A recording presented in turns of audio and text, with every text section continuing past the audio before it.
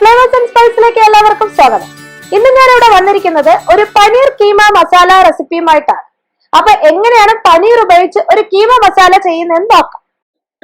അപ്പൊ നമ്മുടെ പനീർ കീമ മസാലയ്ക്ക് ആവശ്യമായിട്ടുള്ള ഇൻഗ്രീഡിയൻസ് എന്തൊക്കെയാന്ന് നോക്കാം. ഇവിടെ ഞാൻ എടുത്തിരിക്കുന്ന പനീർ, ഇത് ഫ്രഷ് പനീറാണ്. ഞാൻ തന്നെ ഇവിടെ ഹോം മെയ്ഡ് ആയിട്ട് ചെയ്ത പനീറാണ്. അത് ഏകദേശം ഒരു 200 ഗ്രാമോളം വരുന്ന രീതിയിലാണ് എടുത്തിരിക്കുന്നത്. ഇങ്ങനെ ചെറിയ ചെറിയ പീസായിട്ട് ഞാൻ കട്ട് ചെയ്ത് എടുത്തിരിക്കുന്നതാണ്. അതുപോലെ പനീർ വാങ്ങിക്കുന്നതാണെങ്കിൽ നല്ല വലിയ പീസായിട്ടായിരിക്കും കിട്ടുന്നത്. അതിനെ ഇങ്ങനെ ചെറിയ പീസായിട്ട് കട്ട് ചെയ്യുന്നതായിരിക്കും നല്ലത്. കാരണം നമ്മൾ കുക്ക് ചെയ്ത് കഴിയുമ്പോൾ ഇനിയും അത് കീമ രൂപത്തിലാവും. അപ്പൊ അതിന് ഈസി ആയിട്ടാകാനാണ് അങ്ങനെ കട്ട് ചെയ്ത് വെച്ചിരിക്കുന്നത്. അതുപോലെ ഫ്രഷ് പനീർ ചെയ്യാൻ അറിയാത്ത ആരെങ്കിലും ഉണ്ടെങ്കിൽ ഒന്ന് കമന്റ് ബോക്സിൽ കമന്റ് ചെയ്യുക, അതെങ്ങനെയാണെന്ന് ഞാൻ പറഞ്ഞുതരാം. പിന്നെ നമുക്ക് ആവശ്യമായിട്ടുള്ളത് 3 മീഡിയം സവാള ഞാൻ എടുത്തിട്ടുണ്ട്. അത് ഇതുപോലെ വലിയ പീസായിട്ട് കട്ട് ചെയ്തെടുക്കുകയാണ്. കാരണം പിന്നീട് കുക്ക് ചെയ്തതിനു ശേഷം ഞാനത് അരച്ചെടുക്കും. അപ്പൊ അതുകൊണ്ടാണ് ഈ ഒരു രീതിയിൽ കട്ട് ചെയ്യുന്നത്. പിന്നെ ഒരു തക്കാളി എടുത്തിട്ടുണ്ട്. അതൊരു സാധാരണ ഒരു വലിപ്പമുള്ള ഒരു തക്കാളി എടുക്കുക. പിന്നെ ഒരു 4-5 വെളുത്തുള്ളിയും ഒരു ചെറിയ പീസ് ഇഞ്ചിയും. പിന്നെ ഞാൻ എടുത്തിരിക്കുന്നത് ഒരു സ്പൈസസ് ആണ്. അതിൽ ഒരു 3 ഏലക്കയും ഒരു 3-4 ഗ്രാമ്പും, ഇത്രയാണ് എടുത്തിരിക്കുന്നത്. ഇപ്പൊ നമുക്ക് കീമ മസാല എങ്ങനെയാണ് ചെയ്യുന്നതെന്ന് നോക്കാം. ഇനി നമുക്കിത് കുക്ക് ചെയ്യാനായിട്ട് ഇതുപോലെ അടി കട്ടിയുള്ള ഒരു പാത്രം എടുത്ത് വെക്കുക. പാൻ ചൂടായി വരുമ്പോൾ നമുക്ക് അതിലേക്ക് ഓയിൽ ഒഴിച്ചു കൊടുക്കണം. ഞാനിവിടെ യൂസ് ചെയ്യാൻ പോണ സൺഫ്ലവർ ഓയിലാണ്. അപ്പം നിങ്ങൾക്ക് ഏത് ഓയിലാണോ താല്പര്യം ആ ഓയിൽ യൂസ് ചെയ്യാം. വെളിച്ചെണ്ണ വേണമെങ്കിൽ യൂസ് ചെയ്യാം, കുഴപ്പമൊന്നുമില്ല. ഇപ്പൊ നമ്മുടെ പാൻ ചൂടായി വന്നിട്ടുണ്ട്. ഈ പാൻ ചൂടാവുമ്പോൾ ഇതിലേക്ക് ഓയിൽ ഒഴിച്ചു കൊടുക്കണം. ഞാൻ ഒരു 2 ടേബിൾ സ്പൂൺ കണക്കാക്കിയാണ് ഇവിടെ ഞാൻ ഓയിൽ ഒഴിച്ചു കൊടുത്തിരിക്കുന്നത്. അപ്പൊ ഈ ഓയിൽ ചൂടായി വരുമ്പോൾ ഇതിലേക്ക് നമ്മൾ എടുത്തു വെച്ചിരിക്കുന്ന ആ ഒരു ഏലക്കയും ഗ്രാമ്പും ചേർത്ത് കൊടുക്കണം. അപ്പൊ ഇത് എന്തിനാന്ന് വെച്ചാൽ എനിക്ക് ആ കീമ മസാലയിൽ ആ ഒരു പനീറിനൊരു മസാല ആയി വരുമ്പോൾ ഒരു കുത്ത് പോലെ വരും. അത് മാറാനാണ് ഞാൻ ഈ ഏലക്കയും ഗ്രാമ്പും ഇട്ടേക്കുന്നത്. പക്ഷെ ചില ആൾക്കാർക്ക് ഇതിന്റെ സ്മെല്ല് ഓവറായിട്ടിരിക്കുന്നത് ഇഷ്ടമല്ല. അങ്ങനെയുള്ളവർ ഈ ഒരു സ്റ്റെപ്പ് സ്കിപ്പ് ചെയ്യുക. ഇത് ചേർത്തില്ലേലും ഒരു പ്രോബ്ലം ഇല്ല, അതങ്ങ് സ്കിപ്പ് ചെയ്യുക. അതിന്റെ ആ ഒരു വാസന മുന്നിട്ട് നിൽക്കാൻ വേണ്ടി മാത്രമാണ് ഞാൻ ഇത് ചേർക്കുന്നത്. അപ്പൊ അത് നിങ്ങൾ ഓരോരുത്തരുടെ ഇഷ്ടാനുസരണം വേണം ചേർക്കാനായിട്ട്. അപ്പൊ ഇതിലേക്ക് ഏലക്കയും ഗ്രാമ്പും ഇട്ട് കൊടുത്തിട്ടുണ്ട്. അപ്പൊ ഇതൊന്ന് ചൂടായി വരുമ്പോൾ ഇതിലേക്ക് നമ്മൾ കട്ട് ചെയ്ത് വെച്ചിരിക്കുന്ന സവോള ചേർത്ത് കൊടുക്കാം. ഈ സവോള ഇതിലേക്ക് ചേർത്ത് കൊടുത്തതിന് ശേഷം നല്ലതുപോലെ ഒന്ന് വഴറ്റി കൊടുക്കണം. ഒരുപാട് അങ്ങ് ബ്രൗൺ കളർ ഒന്നും ആകണ്ട, ജസ്റ്റ് ഒന്ന് ട്രാൻസ്പാരന്റ് ആയി വന്നാൽ മതി, അതിന്റെ പച്ച മണമൊക്കെ മാറിയിട്ട്. സവാള വഴണ്ടു വന്ന് തുടങ്ങിയിട്ടുണ്ട്. ഈ സമയത്ത് എടുത്തു വെച്ചിരിക്കുന്ന ഇഞ്ചി ഒന്ന് ചേർത്ത് കൊടുക്കാം. ഇഞ്ചി ഒന്ന് ചെറിയ പീസായിട്ട് ഞാൻ കട്ട് ചെയ്ത് ചേർക്കുന്നതാണ്.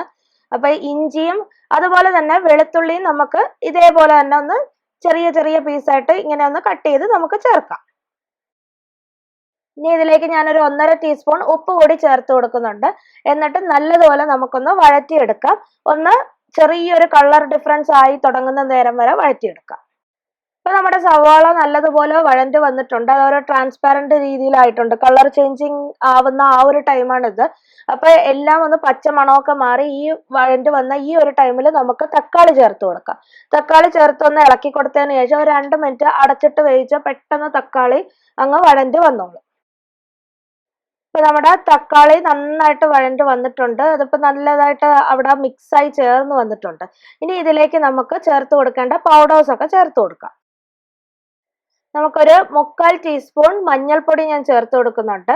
അതുപോലെ മുളക് പൊടി 2 ടീസ്പൂൺ കാശ്മീരി മുളക് പൊടിയാണ് ഞാൻ ചേർത്ത് കൊടുക്കുന്നത്. അത് എരിവ് കുറച്ച് കളർ കിട്ടാനുമാണ് ഞാൻ ചേർക്കുന്നത്. അപ്പൊ നിങ്ങളുടെ കയ്യിൽ സാധാരണ രീതിയിലുള്ള മുളക് പൊടിയാണ് ഉള്ളത്, നല്ല മുളക് പൊടിയാണ് ഇരിക്കുന്നതെന്നുണ്ടെങ്കിൽ അത് നിങ്ങളെ എരിവിനനുസരിച്ച് വേണം ചേർത്ത് കൊടുക്കാനായിട്ട്. ഒരു ചപ്പാത്തിയുടെ ഒക്കെ കൂടെ കഴിക്കുന്ന രീതിയിൽ ആ ഒരു കുറച്ച് എരിവ് മതി, ഒരുപാട് എരിവാകണമെന്നില്ല. പിന്നെ പനീരൊക്കെ കുട്ടികൾക്കൊക്കെ ഭയങ്കര ഹെൽത്തി ഫുഡ് ആയതുകൊണ്ട് തന്നെ എരിവ് കുറച്ച് ചേർക്കുന്നതായിരിക്കും എപ്പോഴും നല്ലത്. ഇപ്പൊ നന്നായിട്ട് ഇതിനെ ഒന്ന് സോർട്ട് ചെയ്ത് കൊടുക്കണം. പച്ച മണമൊക്കെ മാറുന്നത് വരെ നല്ലതുപോലെ ഒന്ന് സോർട്ട് ചെയ്ത് കൊടുക്കാം. ഇനി ഞാൻ ഇതിലേക്ക് ഒരു 1/2 ടീസ്പൂൺ ഗരം മസാല കൂടി ചേർത്ത് കൊടുക്കാം. എന്നിട്ട് നല്ലതുപോലെ ഒന്ന് ഇളക്കി മിക്സ് ചെയ്ത് കൊടുക്കണം. അതിന്റെ എല്ലാ പൗഡേഴ്സിന്റെ ആ ഒരു പച്ച മണമൊക്കെ മാറുന്നത് വരെ നന്നായിട്ടൊന്ന് വഴറ്റിയെടുക്കാം. ഇത് നല്ലതുപോലെ മിക്സായി വന്നിട്ടുണ്ട്. ഇതിന്റെ പച്ചമണം എല്ലാം മാറി നല്ല രീതിയിൽ മിക്സ് ആയിട്ടുണ്ട്. ഇനി ഇതൊന്ന് തണുത്തതിന് ശേഷം നമുക്ക് ഇതിനെ ഒന്ന് അരച്ചെടുക്കണം. അപ്പൊ ഈ ടൈമിൽ നിങ്ങൾ ടേസ്റ്റ് ചെയ്ത് നോക്കണം എന്തെങ്കിലും കുറവുണ്ടോന്ന്, എരിവോ ഉപ്പോ എന്തെങ്കിലും കുറവുണ്ടോന്ന് അത് ടേസ്റ്റ് ചെയ്തിട്ട് ആവശ്യാനുസരണം ചേർത്തും കൊടുക്കണം. ഇത് തണുത്തതിന് ശേഷം നമുക്കിതൊന്ന് അരച്ചെടുക്കാം. ഇപ്പൊ നമ്മുടെ മസാല നന്നായിട്ട് അരച്ച് കൊണ്ടുവന്നിട്ടുണ്ട്. നല്ല ഫൈൻ പേസ്റ്റ് ആയിട്ടാണ് ഇത് അരച്ചിരിക്കുന്നത്. ഇതിനെ നമുക്ക് ആ പാനിലേക്ക് മാറ്റാം. ഇനി നമുക്ക് ഇതിന്റെ ബാക്കി എല്ലാം കൂടി ആ മിക്സിയുടെ ജാറിൽ ഇരിക്കുന്ന എല്ലാം ഒന്ന് ഇതിലേക്ക് മാറ്റാനായിട്ട് ഒരു 1/4 കപ്പ് വെള്ളം കൂടി ചേർത്ത് നമുക്ക് മിക്സ് ചെയ്തെടുക്കാം. ഒരു 1/4 കപ്പ് വെള്ളം ഞാൻ ചൂട് വെള്ളമാണ് ചേർക്കുന്നത്. ഇതുപോലെ 1/4 കപ്പ് ചൂടുവെള്ളമാണ് ഞാൻ ഇവിടെ ചേർത്ത് അതിനെ നമുക്ക് മിക്സ് ചെയ്ത് എടുക്കാം. ഇപ്പോൾ ഒരുപാട് വെള്ളം ചേർക്കേണ്ട ആവശ്യമില്ല, കാരണം കീമ മസാല എന്ന് പറയുന്നത് ഒരു തിക്ക് ഗ്രേവി പോലെയാണ് ഇരിക്കുന്നത്. അപ്പൊ അതുകൊണ്ട് തന്നെ അതിനനുസരിച്ച് നമ്മൾ വെള്ളം ചേർത്താൽ മതിയാകും. ഇപ്പൊ നമ്മുടെ മസാല ഇതൊന്ന് ഇളക്കി യോജിപ്പിച്ചു കൊടുക്കാം. ഇളക്കി മിക്സ് ചെയ്ത് ഒന്ന് ചൂടായി തിളച്ച് വരണം. ഇത് ഓൾറെഡി വെള്ളം ഒഴിച്ചത് കൊണ്ട് പിന്നെ പാൻ നല്ല ചൂടായതുകൊണ്ട് പെട്ടെന്ന് തിളച്ച് വരും. അപ്പൊ നമുക്ക് ഈ ഒരു ടൈമിൽ എടുത്തു വെച്ചിരിക്കുന്ന പനീർ ചേർത്ത് കൊടുക്കാം.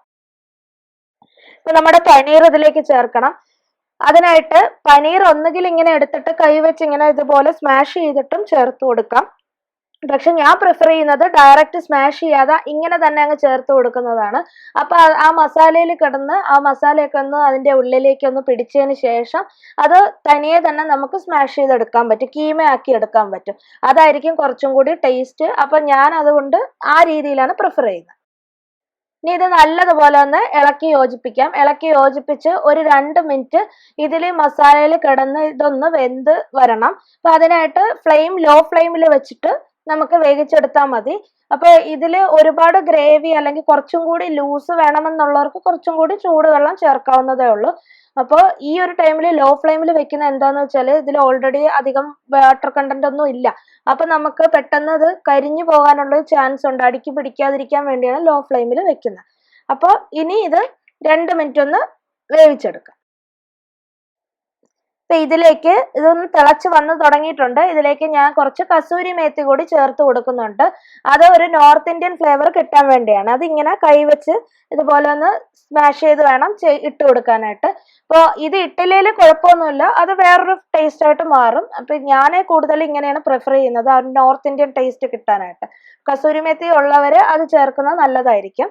പിന്നെ ഇതിന്റെ കൂടെ കുറച്ച് മല്ലിയിലയും കൂടി ഞാൻ കട്ട് ചെയ്ത് വെച്ചിട്ടുണ്ട്, അതും കൂടി ചേർത്ത് നല്ലതുപോലെ ഒന്ന് ഇളക്കിയെടുക്കാം. ഈ ഇളക്കുന്ന സമയത്ത് തന്നെ ഇതിനി ഉടഞ്ഞുടഞ്ഞു വരാൻ തുടങ്ങും, ആ ഒരു കീമ പോലെ ആയി വന്നു തുടങ്ങും. അപ്പൊ അത് ആ രീതിയിൽ നമുക്കൊന്നൊന്ന് ഇളക്കി കൊടുക്കാം. അപ്പൊ നമ്മുടെ കീമ മസാല ഓൾമോസ്റ്റ് റെഡിയായി വരുന്നുണ്ട്. 1 മിനിറ്റ് ഇങ്ങനെ ഇളക്കി കൊടുക്കുമ്പോൾ തന്നെ നമ്മുടെ കീമ ആ ഒരു പനീർ ഇങ്ങനെ കീമ പോലെ മിക്സായി വരും. അപ്പൊ അത് നമ്മളിങ്ങനെ നിർത്താതെ ഇളക്കി കൊടുത്താൽ മതി. ഇടയ്ക്കൊരു ചെറിയ പീസൊക്കെ കിടക്കുന്നത് നല്ലതാണ്, അപ്പൊ അത് കഴിക്കാൻ ഒരു പ്രത്യേക ടേസ്റ്റ് ആയിരിക്കും. ഈ ഒരു റെസിപ്പി ഞാൻ പല യൂട്യൂബിലായാലും പലതിലും ഗൂഗിളിലൊക്കെ സെർച്ച് ചെയ്ത് നോക്കിയപ്പോൾ നോർത്ത് ഇന്ത്യൻസ് ചെയ്യുന്ന പല റെസിപ്പീസ് ഞാൻ കണ്ടു. അങ്ങനെയൊക്കെ ചെയ്ത് നോക്കിയപ്പോഴേ എനിക്ക് അധികം ഇഷ്ടപ്പെട്ടിട്ടില്ലായിരുന്നു. അപ്പൊ എനിക്ക് കൂടുതൽ ഇഷ്ടപ്പെട്ടത് ഈ ഒരു രീതിയാണ്. ഈ ഒരു രീതി ഞാൻ തന്നെ തനിയെ ഇങ്ങനെ മസാലയൊക്കെ ചേർത്ത് നോക്കി കിട്ടിയ ഒരു റെസിപ്പിയാണ്. അപ്പോൾ ഇങ്ങനെ നിങ്ങൾ ഒന്ന് ട്രൈ ചെയ്ത് നോക്കി, ഇതുവരെ ചെയ്തിട്ടില്ലാത്തവരാണെങ്കിൽ ഒരു നല്ല ടേസ്റ്റ് ആണ്. ട്രൈ ചെയ്ത് നോക്കിയതിന് ശേഷം അതിന്റെ അഭിപ്രായം പറയാൻ മറക്കരുത്. ഇങ്ങനെ ചെയ്തതിന് ശേഷം ഇത് നോർമലി നമുക്ക് ഇപ്പൊ പറാട്ട ഒക്കെ ഉണ്ടാക്കുന്ന ആലു പൊറോട്ട, കീമ പൊറോട്ട ഒക്കെ ചെയ്യുന്ന ആൾക്കാർക്ക്, വെജിറ്റേറിയൻസിന് ഈ നോൺ വെജ് കഴിക്കാൻ പറ്റാത്തതുകൊണ്ട് അവർ കീമയ്ക്ക് പനീർ കൂടുതൽ ചേർത്ത് ചെയ്യാൻ ട്രൈ ചെയ്യും. അപ്പൊ അതിനും ഈ ഒരു മിക്സ് വളരെ നല്ലതാണ്. കുറച്ചും കൂടി ഒന്ന് സോർട്ട് ചെയ്തെടുക്കണമെന്നുള്ള. അപ്പൊ അതിന്റെ റെസിപ്പി ഞാൻ പിന്നീട് ഒരിക്കൽ അപ്ലോഡ് ചെയ്യാം. അപ്പൊ അതുപോലെ തന്നെ ഇപ്പൊ ഇത് ഓൾമോസ്റ്റ് എല്ലാം റെഡി ആയിട്ടുണ്ട്. ഈ ടൈമിൽ ഇതിന്റെ ടേസ്റ്റ് ഒന്ന് നോക്കണം, ഉപ്പ് എന്തെങ്കിലും കുറവുണ്ടോ. അപ്പോൾ ഇതിപ്പോൾ എല്ലാം പെർഫെക്റ്റ് ആണ്. എന്തെങ്കിലും കുറവുണ്ടെങ്കിൽ നിങ്ങൾ ഈ ടൈമിൽ ചേർത്ത് കൊടുത്താൽ മതി. അപ്പോൾ ഇത്രയേ ഉള്ളൂ. ഇനി നമുക്കിത് സെർവിങ് ബൗളിലോട്ട് മാറ്റാം. അതുപോലെ ഈ ചാനൽ കാണുന്ന ആരെങ്കിലും സബ്സ്ക്രൈബ് ചെയ്യാത്തവരുണ്ടെങ്കിൽ എല്ലാവരും ഒന്ന് സബ്സ്ക്രൈബ് ചെയ്യുകയും ലൈക്ക് ചെയ്യുകയും ഷെയർ ചെയ്യുകയും ചെയ്യണം. ഷെയർ ചെയ്താൽ മാത്രമേ ഈ റെസിപ്പി മറ്റുള്ളവരിലേക്ക് എത്തുകയുള്ളൂ. അപ്പോൾ നെക്സ്റ്റ് റെസിപ്പിയുമായി കാണുന്നത് വരെ ബൈ ബൈ.